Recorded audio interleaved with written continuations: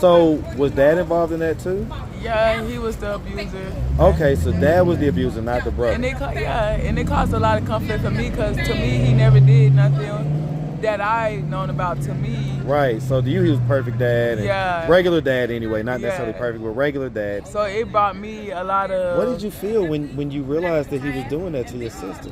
The only thing I can say I know how to do to a top tier is be a mother, a at-home woman, a traditional woman. Like I can do it. You don't need to be right here. Then you need to be in somebody's house, like I know whipping up some pancakes. And so, what's the problem with the finances and everything? Like, what? Like, do we work? You know, are we? When's the last time we had a job? What's up, YouTube? It's summertime and things are heating up in Atlanta. Make sure you go cop the merch at AtlantaStreetInterviews.com. Now back to the content. What's up, YouTube? Atlanta Street Interviews out here with another one. So we got a young lady with us today. How you doing today, miss? I'm doing good. All right, all right. So are you homeless? Yes. Okay. I'll say yeah. How old are you? I'm 26. 26. And so how long have you been homeless? For like 2 weeks. 2 weeks? Yeah. Not long. So what happened 2 weeks ago that caused you to become homeless? Just I would say lack of shelter and trying to maneuver my way around life. So I'll ask you like this. What happened 2 weeks ago to where you had a roof over your head and then the next day you didn't? I just didn't feel like where I was at I needed to be. So you just left? Yeah.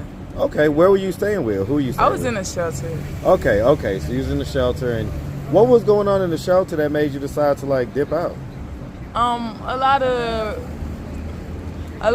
division within the religious sector, I would say, and it was getting to the part where it was becoming more oppressive towards me, so I just left.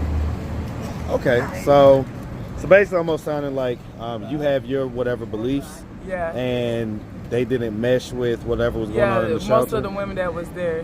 Okay, okay. What are your beliefs? Like, what is it that doesn't mesh with?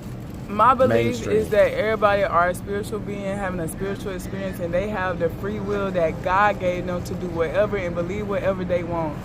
Meaning, whatever your religious belief is, that's your religious belief, and it's not me to judge. Yeah, that sounds about right to me. What's wrong with that? Some people like to be more oppressive when More it comes. strict? Yeah, when it comes They to. need you to believe in what they believe in. all the way, or it's not. It's not right. Yeah. I tell you what. Yeah, I agree. So, okay, so 26. Do you have any kids? Yes, I have one beautiful daughter. I made the decision to hand her to my auntie for a while I get myself together. Because I get that.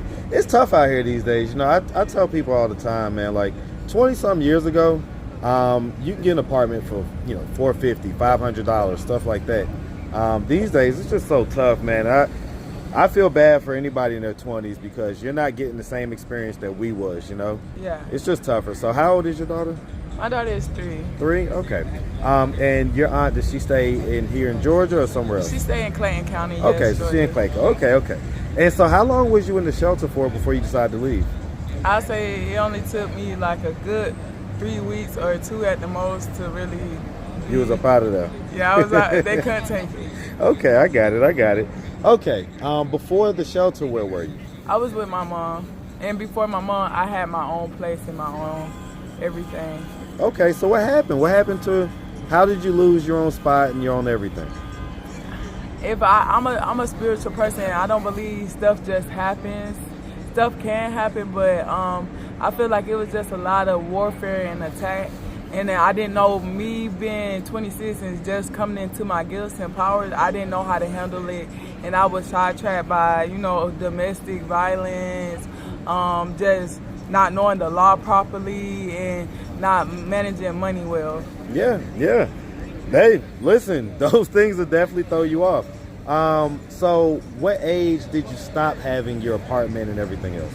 Just recently, 26. Oh, so all this stuff happened recently enough. So yeah. You had your own space recently enough, and then you moved into mom's. Yeah. And then why'd you leave mom's?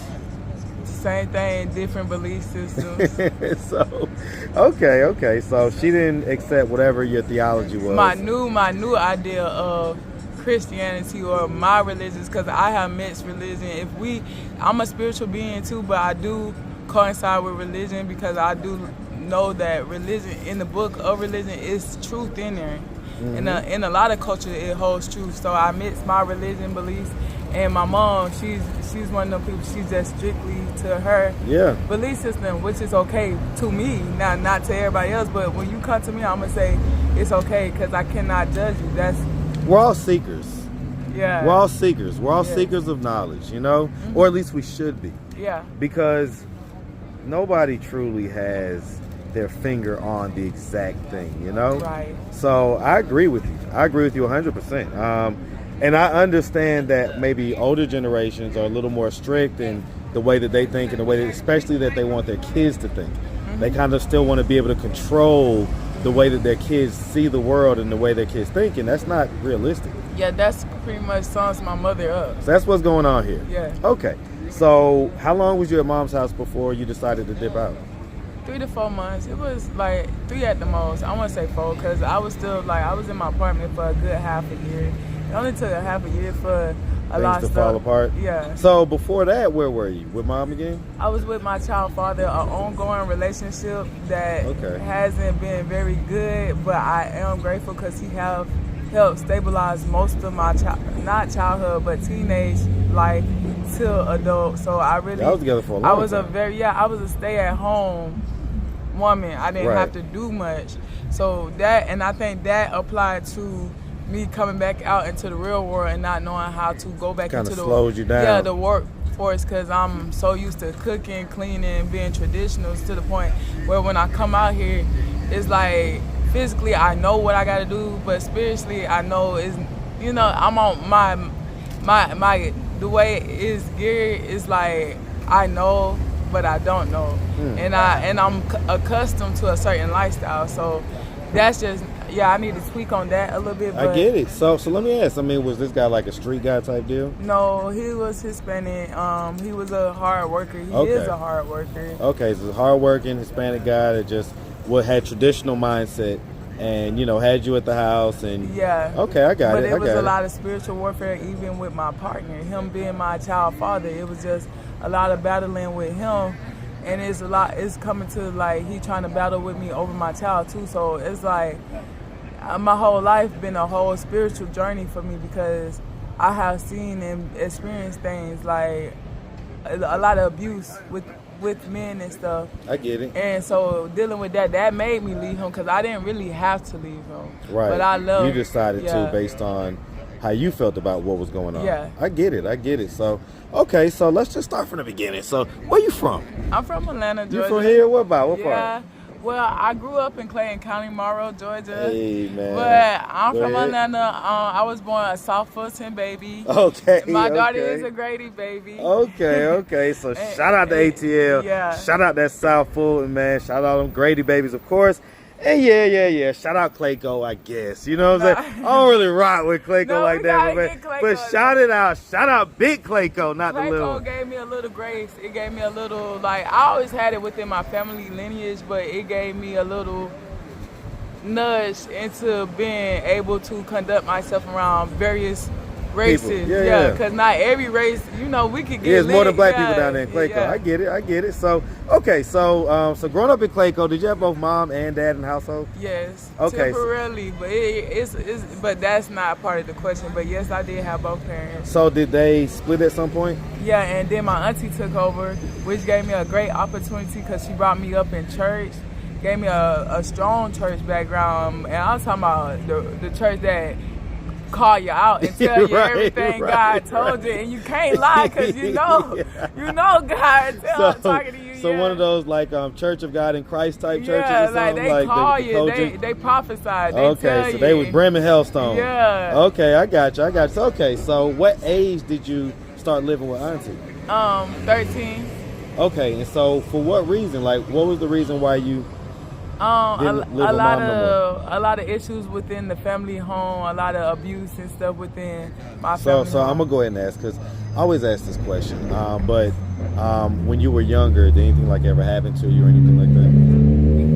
Yeah, and I talk to a lot of people, and I think everybody go through this, all races. But it was a lot of abuse coming up, sexual, and incest and stuff What like age that. did that start? At 4, but for me it wasn't as bad. It was just my cousin, my older cousins trying to touch on me weirdly and stuff. But for my siblings, it was like a lot of rape, actual assault sex and stuff like going that. on. Yeah. Between like the brothers or? My brother and my older sister. It was my older siblings. Yeah. Okay, and is that why you got taken out, or is that why they decided yeah, we to all got taken out. out? Yeah. Okay, was it like an official like defects case, or was it? Yeah, and Okay. it led us to our auntie. How did that come out? How did it come out that was happening? My auntie, she, you have family members that don't play and they really care about kids. Yeah. And I'm one of them. I'm just like in the light of my auntie. My auntie, what I'm doing now, my auntie was doing that for her generation and her sister and siblings. Right. So I'm taking on that load. Right. But my auntie saw something wrong. And my mom, she wasn't strong enough, but she was strong enough to make sure she did try to fight for her child. So once it was brought to my mama's attention, she paid close attention to it. And she was like, yeah, something is kind of wrong, and I'm finna check my daughter.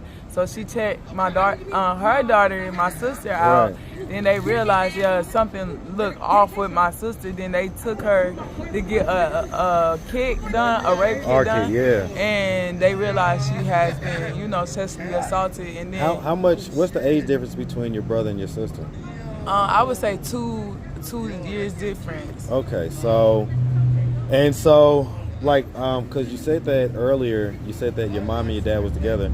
At what age did they split? What age were you when they split? 13.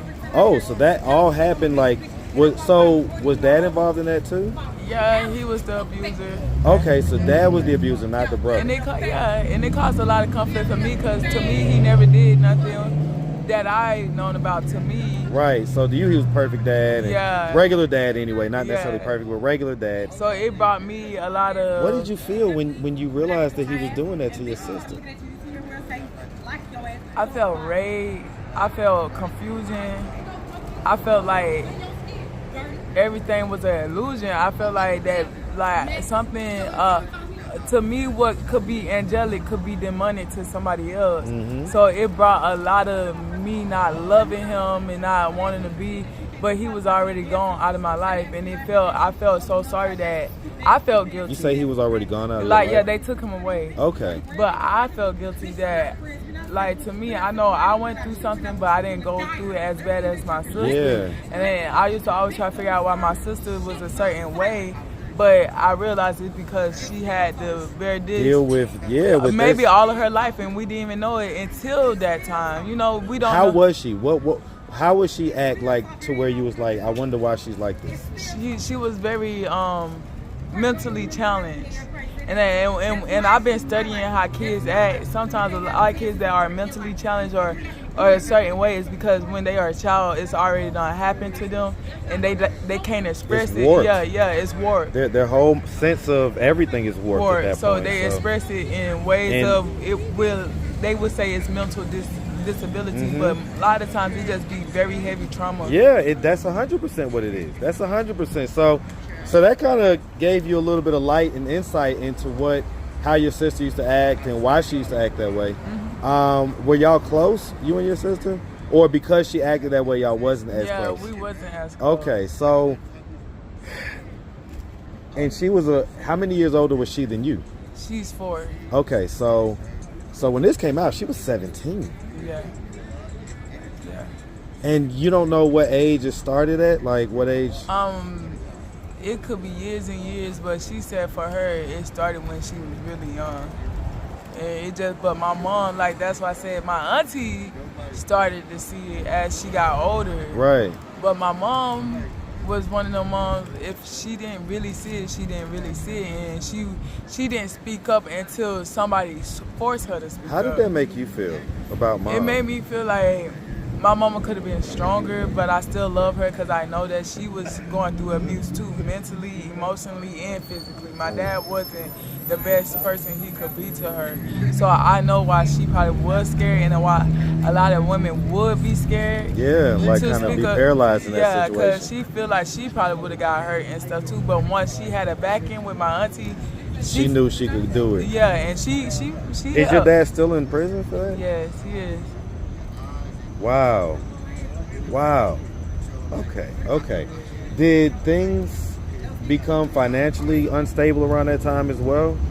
Or was that not really a part of the equation? Finance was, my mom and them, they did a lot of stuff, even legal stuff, to make sure we had a silver spoon. So we was very spoiled, and finances was not the problem. Okay, so finances wasn't the issue, it was just that stuff that was going on. Okay, and was it just your sister, or was there any other siblings that were involved? It was my brother. It was my brother, but now he's saying that it didn't really happen, and it's a lie and stuff, and only he knows the truth now, So he was saying it happened before, yeah, and then he kind of switched the because story up. when you get older in your manhood, it could be embarrassing to claim that, because then people automatically assume that you have some other LGBT stuff maybe going on, and then or whatever. hidden motive, people look at you like you got the sickness, and sometimes people do carry that sickness, and some people actually heal or scared because of that. Yeah, hurt people. Yeah, and so people, may feel. They may, stigmatize you because of that. So I understand why he would feel that way, but I also encourage people to just live in whatever the truth is, because that's the freest way to live. So yeah, I'm definitely sorry if that happened to him, that happened to him, and definitely about your sister as well. How is your sister doing these days? Like, how is she doing? She's in a transitional home. She get disability, so she don't work.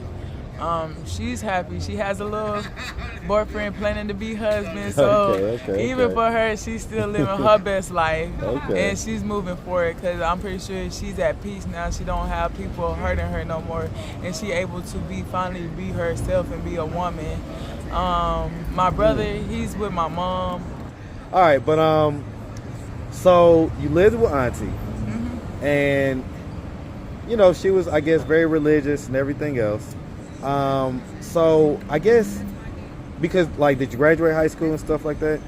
See, when I used to be a very smart girl, very smart. Like from a child, I could tell people. I used to correct adults on their English and say, "You're not saying it right." And my father was a big part of that, because he was very smart and intelligent and wise, which led me to believe, why would he be this? Why would he do this? But like you said, hurt people.